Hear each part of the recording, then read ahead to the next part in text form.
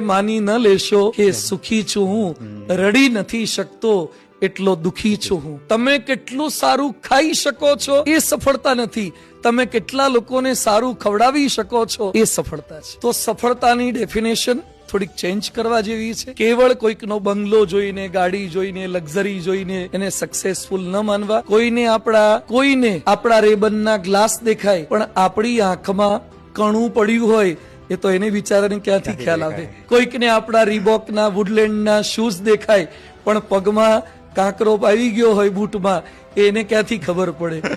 કોઈકને Audi BMW ગાડી દેખાય પણ એના ઇન્સ્ટોલમેન્ટના હપ્તા આવતા હોય EMI ના કે એને ક્યાંથી ખબર પડે.